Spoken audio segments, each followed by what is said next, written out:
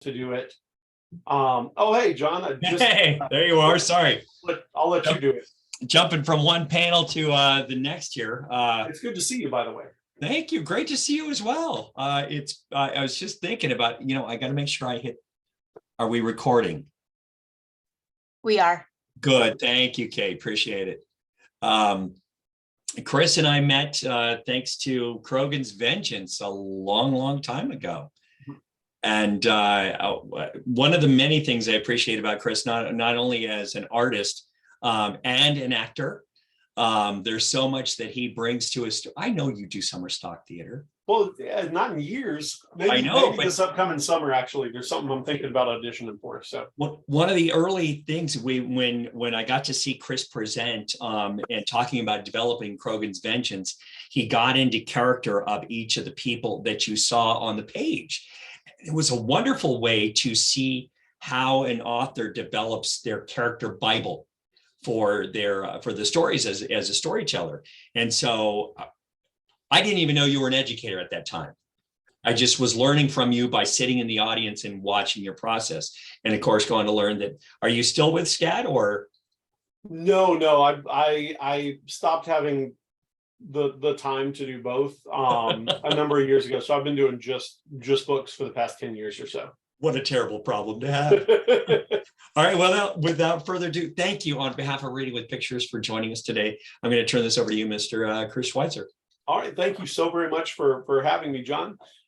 So one of the things that I think comics can do that I think is really exciting is that it can force a degree of focus when we're doing storytelling and sort of center things in a way that's sometimes difficult with prose to wrap one's head around. And so that's sort of what this assignment is about. It's basically distilling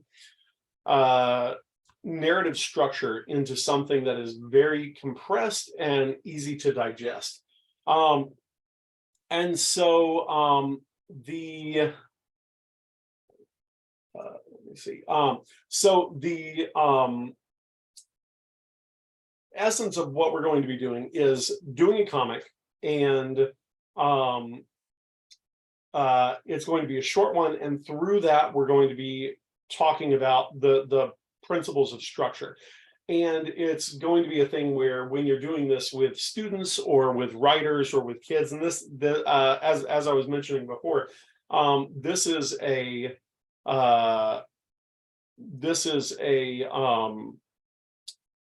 assignment that works from very young up through college age or writers groups or things along that line, because the principles are universal and it's very simple, but there's a lot of complexity that you can add to it. So one of the things that we talk about when we are talking about structure is how to break it down, and we've been doing this for 2,500 years. You go back to Aristotle's Poetics, and it basically is breaking down the nature of story structure. But a lot of structural analysis of story tends to be pretty lengthy. And as you're dealing with primary school students, especially younger primary school students, it becomes difficult to break that complexity down in a way that's understood. A lot of stuff, Joseph Campbell's Hero's Journey has 12-ish steps. A lot of screenwriting things have, 15 steps, as many as 20 steps. Few have less than 8. And so what we tend to default to when we are teaching story is what a lot of us call the story mountain, which is that thing that we do where you've got the story map, you've got the intro, rising action, climax, falling action, and denouement, which I think probably some folks say resolution. You might have learned at denouement. I grew up, I learned this in Louisiana, so anytime they had a chance to throw French words into the curriculum, they did. And so this is one that we tend to see a lot. And I know a lot of educators that still use this when they're talking to their students about story structure. The difficulty with this is that while it is simple and while it does introduce terminology that's important, it also is a pretty poor representation of the narrative structure as we are familiar with it. And let's see, which one do we have here? Sorry, I'm still getting the hang of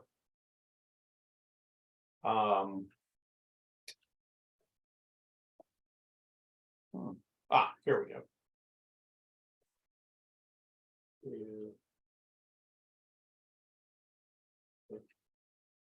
Of Zoom sharing. So the difficulty with this is that this is based on a literary analysis from the early 1850s by a German playwright named Freytag. So he had what he called the story pyramid, and it's essentially the same thing: introduction, rise, climax, fall, and catastrophe, as opposed to denouement. This was specifically designed as a means of analyzing 5-act tragedies, which we rarely use 5-act tragedies anymore, unless it tends to be artsier films or lengthier, very introspective novels. Most of the stuff that kids are familiar with don't follow this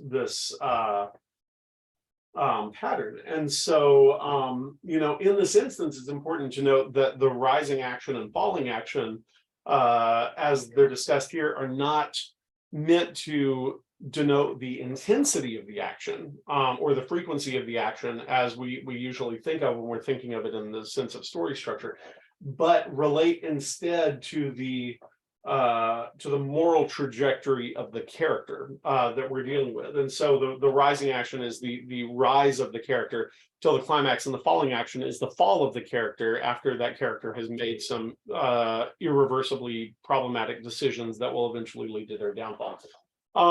So if that's the case, and if we're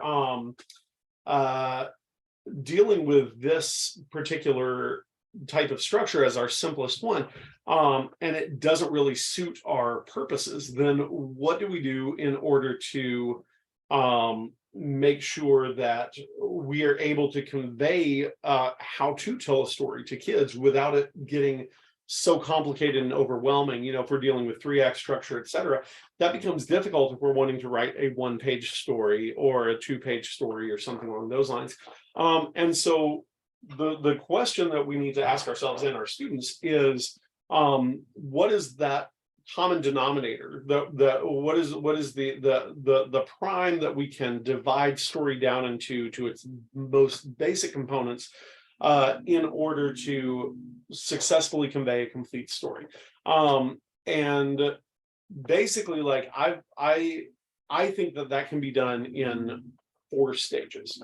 And I think that we can do each of these 4 stages visually in a way that grabs student attention, that it engages student involvement, and that also helps to lock those principles into place. And so what we're going to be doing, what this assignment is a 4-panel comic in which each of the panels is a different one of these steps. And so to go over what these steps are going to be, I'm going to run through and discuss that. I also wanted to say that we will I'll have the Q&A open. If you all have questions during the presentation, I find it easier to answer as we go than at the end. So feel free to open questions, and I'll have those seen in there, and I can address them if you have them. Okay, so let's go back to this. So the 4 principles that we're going to discuss, the 4 parts of structure. I realized that 3 of them began with C when I was putting this together, and so I just went ahead and made sure that the other one began with C as well. So it's the 4 C's of story. So the first one is context, the necessary information that is given to an audience in order that they might understand the story. We might think of this as the introduction, as exposition, as the opening. The reason that I like the term context for this is that it suggests very deliberately what the purpose of the scene is. It's to give your audience context, the necessary information that they need. The second part is conflict, an obstacle to the intended action of the narrator, or excuse me, of the character.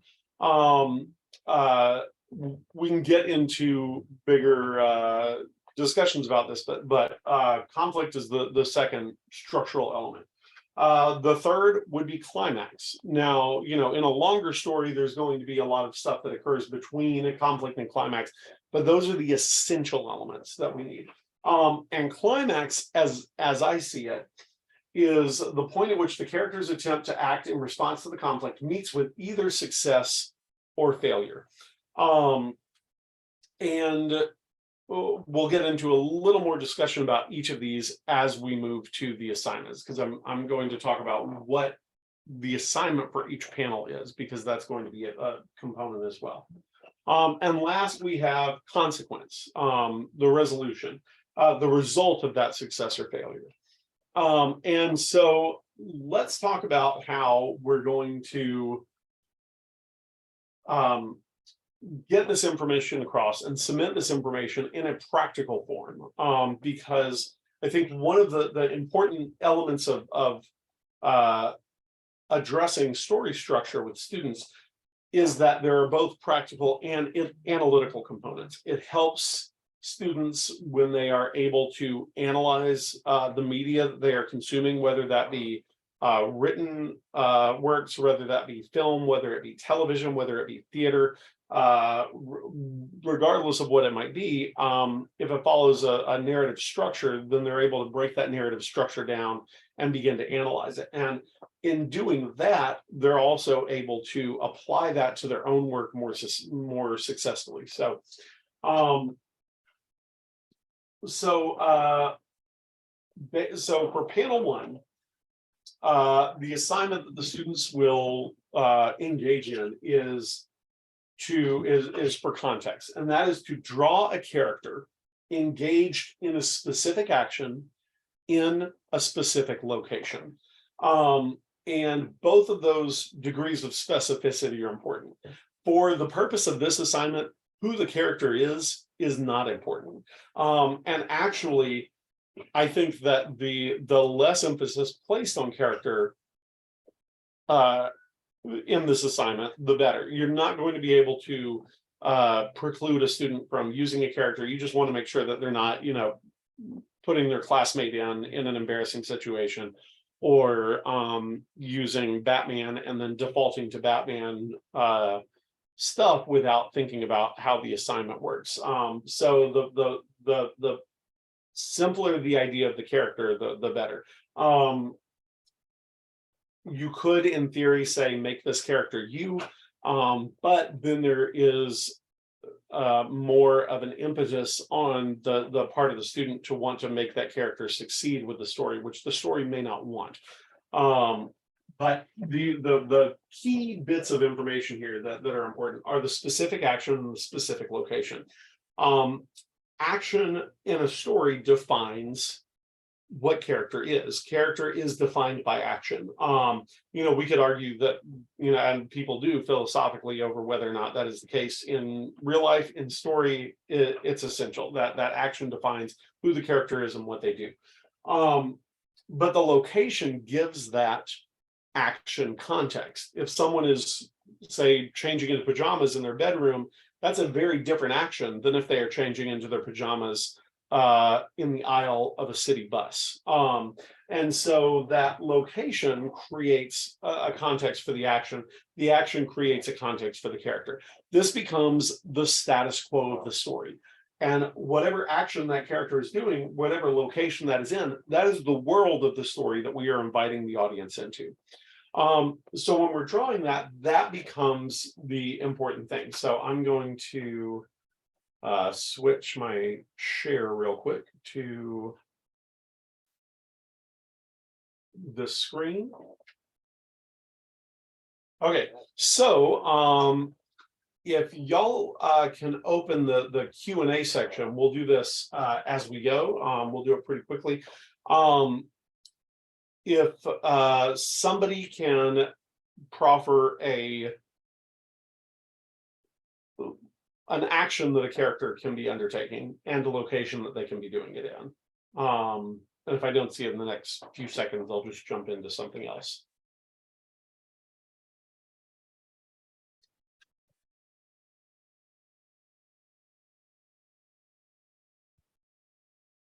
Okay, I'm not seeing any yet, and that's okay. So we'll say, oh, here we go. Karate chop at a shoe store. Okay. So someone is karate chopping stuff at a shoe store. And so so we're going to start with that first panel. And that first panel is pretty easy. And so we've got someone doing karate chops. Now let's break that down a little bit more. Are they just karate chopping in the air? Are they karate chopping shoes? We'll say that it is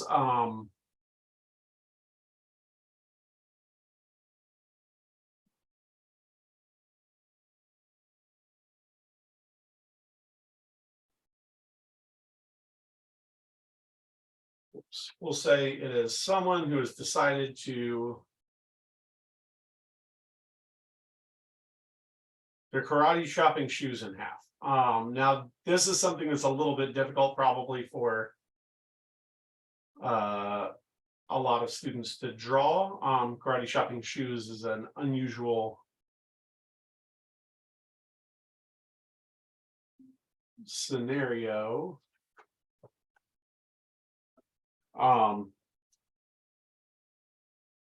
I would avoid using any dialogue in this. I feel like a sound effect is probably okay, but I would suggest that you have your students not using dialogue. Although dialogue can help to overcome issues with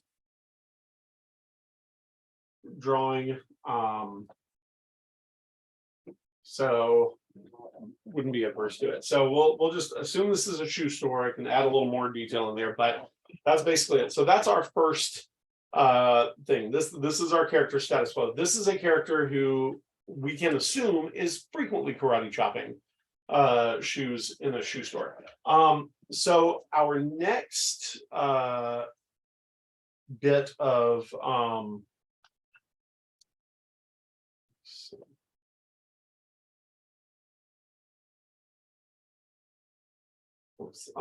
so our next panel is conflict. So this conflict is both structurally the conflict, and it is also what's frequently called in structural analysis the inciting incident. We are drawing something happening that makes it impossible for the character to continue engaging in the same action in the manner that they were doing it before.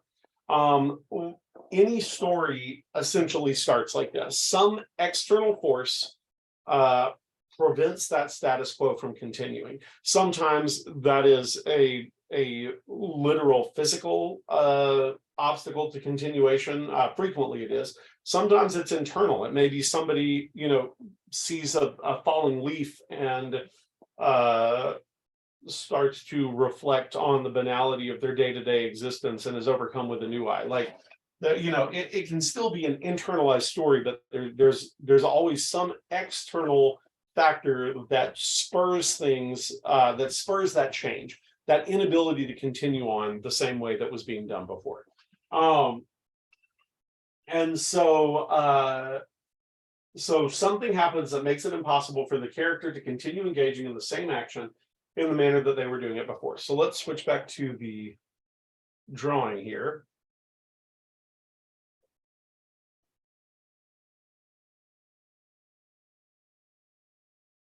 Okay, so now we're back here. So something that might happen that would keep this person from karate chopping shoes in a shoe store. First off, whether or not this person is a customer or an employee of the shoe store, I think is important. Let's just assume that it is a customer.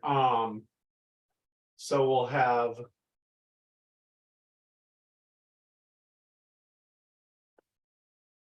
we'll show a big pile of these shoes over here that have been karate chopped already.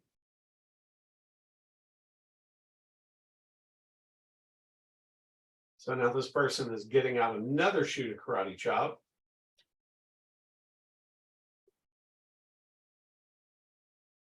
And a shoe store employee is, we'll make it a Foot Locker because that's easy. So they have a little striped shirt. A shoe store employee is running over to stop that person. So that is the conflict, the status quo. Something is happening that makes it impossible for the character to continue engaging in the same action in the manner that they were doing it before. So now we get to our third part of the assignment. And when you're doing this with students, it's going to be something where you are, giving them more time to do this, and you're walking around and checking, how they're progressing with it. Next, we've got the climax. For the climax part of the assignment, we draw the character undertaking a new action to account for the interruption. This panel should invite the question, will the character succeed or fail? And that to me is what a climax is structurally in a story. Because there are any number of times over the course of a narrative, especially a longer narrative, in which a character's success or failure occurs. They may succeed in one endeavor and then fail in another. And that most narratives tend to be a succession of successes, failures,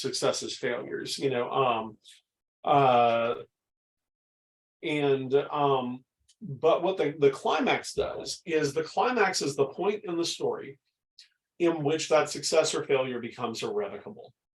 Either the character within the context of the story succeeds and therefore nothing else can happen that can eliminate that success, or that character fails and nothing happens that nothing that character can do at that point will rectify their failure. Like that failure is absolute.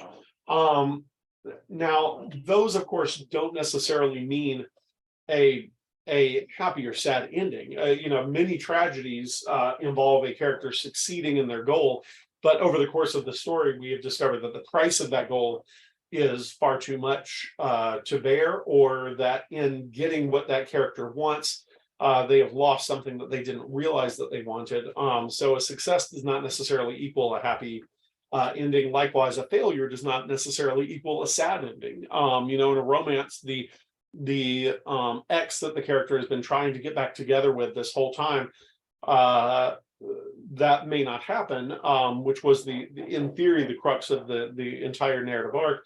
But along the way, that character has fallen in love with the other person that has been helping them with this particular endeavor of trying to win over the former loved one.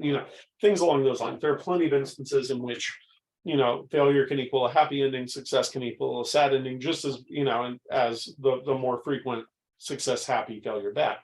But that success or failure becomes irrevocable at the point of the climax.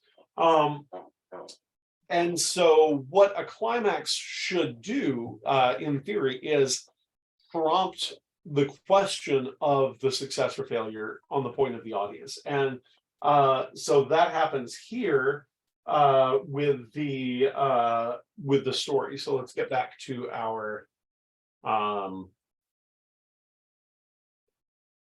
drawing here. Okay, so that the store employee of the shoe store comes running up and is yelling at the person to stop karate chopping these shoes. So at this point, the primary focus of this character is to enact a plan, and that's usually one of the ways that that I find best conveys what the students ought to be drawn here. The character from the beginning has a plan and is attempting to put that plan into action, and that's what we're drawing. So there could be any number of approaches to how to do that here. Maybe the character tries to run out of the shoe store carrying shoes in order to karate chop. Maybe the character decides that they want to karate chop the shoe store employee. There are a lot of different ways that the character could do it, and sometimes that story is to revert back to what the status quo is. Sometimes it is just accounting for the status quo. You know, a person runs up and is like, I'm going to throw you in jail. Now you're going to have to pay for all those shoes. Now the point of this is the point isn't to return to the status quo, it's to address the interruption. So maybe that character just wants to flee. Maybe that character wants to take all the karate chopped shoe pieces and build something out of them. But what we're going to do is show what this particular plan is. So what I'll do here is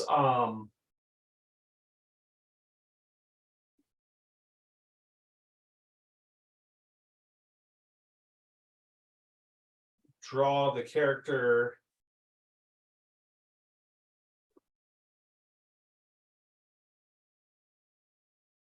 holding out the shoe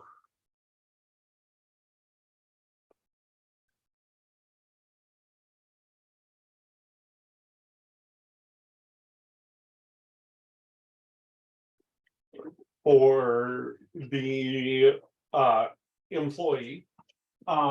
And so in this instance, the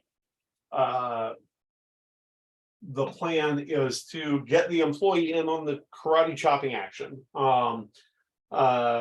So the question is, what's going to happen as a result of this? Is the employee going to be happy with this proffered shoe?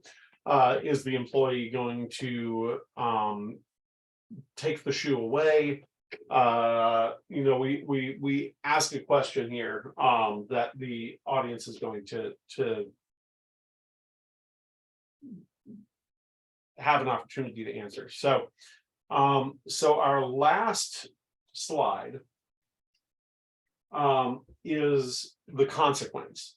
And so in this instance, we draw the outcome of the character's plan after success or failure has been achieved. And this is specifically to take advantage of something that comics does really, really well. We're not showing the action of the climax. We're showing the after effects of the action of the climax. In fact, we don't see the action of the climax. And there are any number of examples of how comics do this well. My very favorite is the sequence from Bone, which a lot of you probably are familiar with. If you're not, it's an excellent book. So this is by Jeff Smith. There's a sequence in which the protagonist, Phone Bone, is being chased by these rat creatures and is running near a waterfall and says, those rat creatures would have to be pretty stupid to follow me onto this frail little branch. Stupid rat creatures. So this two-panel sequence, I think, is an absolutely excellent example of where comics really shine, and especially where they shine educationally. Because what has happened here is rather than spoon-feeding the audience the action, Smith is relying on the audience to fill in the blanks. There's a degree of deductive reasoning here that engages the audience and makes them a part of the storytelling. Those rat creatures could have gotten to that branch any number of ways. They could have teleported, they could have flown, they could have tied a rope and climbed across and climbed down. They could have climbed down one side of the cliff and up the other. But we as an audience are expected to deduce the likeliest means by which they got to that point, which is just that they jumped. And we'd be right in that assumption. And that makes us a part of the storytelling. And it also, I think, is one of those elements that sort of adds a degree of artistry to the comics, and a lot of times adds a degree of humor. There's some great examples of this in especially Nancy and especially Popeye.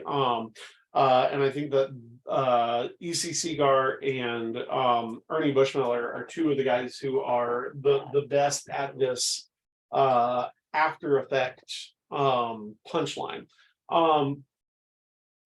And you know, these need not to be the punchlines. There are plenty of examples where these are sort of richer narratives. You know, you can look at the opposite of funny prose of Cormac McCarthy, and the end of Blood Meridian essentially ends like this. You see some stuff leading up to a climax, and then you see the after effects of that climax as the denouement of the story without ever actually seeing the actions take place.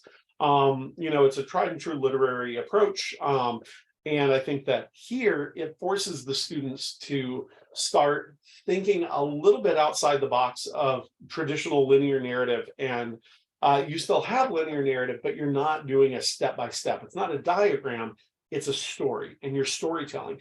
And this panel, more than any other, forces the choice and forces a conscious sense of how you are decision making when you are choosing what to include in a story, more so than the rest. And that's why I think it's really important. So yeah, that panel for consequence, we're going to draw the outcome of the character's plan after the success or failure has been achieved. So we gotta bring that back up here.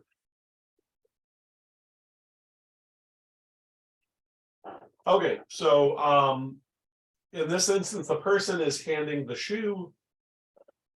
And what might our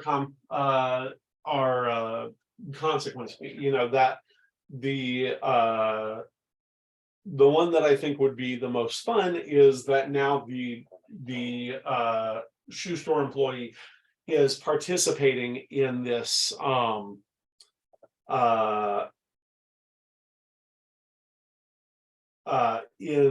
particular engagement. So somebody asked the question, what's the most surprising thing your students have come up with? In terms of outcomes for things like that, a lot of times it'll be something very off the wall. It's been a while since I've done this with students, and I'm trying to remember specific examples. But usually it'll be something very silly. These types of assignments tend to invite a degree of absurdity and create a chance for the students to sort of flex those wings. And so talking also with them about how to make sure that whatever is happening is still a part of the story, that you're not having sort of deus ex machina of, you know, something swooping in and, you know, changing the trajectory of the narrative as you're going along. So this last panel here, we will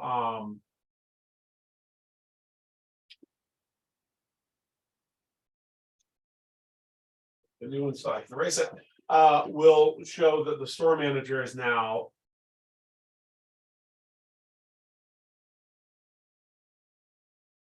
in on the fun.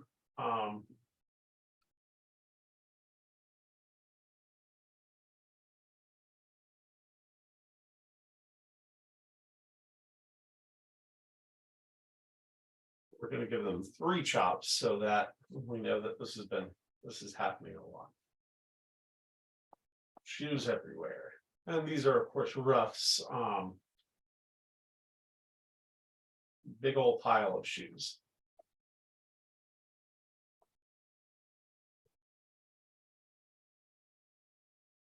And the kid is now carrying, the character is now carrying more shoes for the karate person, or for the store manager to shop. So that's the entirety of our story. It's simple, it's quick, yeah, it has that degree of absurdity that I think kids like, karate chopping shoes. It may be a character reading and it starts raining. It may be a character is about to eat cereal and they're out of milk. One of our participants here maybe in a small apartment looking for glasses, and suddenly looking for something is tricky because what's going to stop you from looking, and how do you know what's going to happen? So thinking about ways that the action can be stopped is important as well. But this creates that sense of context to where a kid can do a narrative, generally silent cartoon that gives them an opportunity to think about how story structure works. One of the questions is, how did you develop these steps? Essentially just develop them by trying to condense things down into their most basic form when working with younger students. So I taught narrative classes for the animation and comics departments at SCAD in Atlanta for a number of years, and trying to think about different story structures and the different approaches to story, going through a lot of literary theory and poetic theory, over the past couple thousand years, and talking about how the different writers and different literary critics approach those. We would break them down and find which pieces were universal. And so in this one, these steps were specifically to try and figure out a way to convey a complete story in as short an amount of time as possible. Now, can you do a shorter story? Arguably, but even something like, Baby Shoes Never Worn, in theory, incorporates all 4 of these steps. It's just that some of those steps require additional audience inference. If you don't have that internal context, then you're not, if you don't have this internal context, then you're not bringing, you're not going to appreciate that story and enjoy that story. One of the questions is, do you see a difference between the structure of fiction and nonfiction stories? I do not. If you are treating it as a narrative, if you are there structural differences between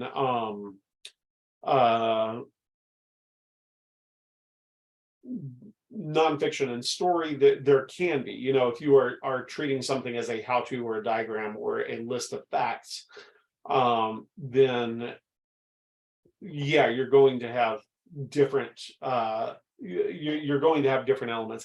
However, I do think that you can incorporate this into a lot of nonfiction stories,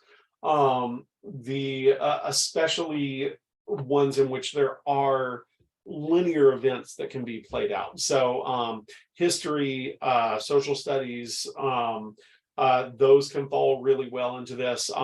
Narrative nonfiction, like personal narrative, engaging in an event, you can find that as well. And talking to kids about especially having them structure a story for a personal narrative along these lines can be really helpful. It doesn't necessarily need to be 4 panels, but taking these 4 elements and saying, well, you talked about you had a trip to your grandmom's. I took a trip to my grandmom's isn't a story. I was supposed to take a trip to my grandma's, but I couldn't find my shoes is a story. Because then it incorporates that conflict and it incorporates that resolution in there. And so having students reverse analyze stories that they've written and find where's the introduction, where's the conflict, where's the climax, where's the resolution, can be really helpful as well, and to do a self-analysis of the stories that they're undertaking. So hopefully that is helpful and usable for those of you who are doing things. I think that we are at this point out of time. I do really appreciate everybody who has joined us for this. If you have any additional questions, I am on Twitter and can be reached that way. My Twitter account is Schweitzer Comics. I apologize for the difficulty in spelling that surname. All one word, and I hope everybody has a great rest of the conference. Thank you so very much. Thank you so much, Chris, for joining us. This was fantastic. Thank you, Kate. Have a great night, everyone.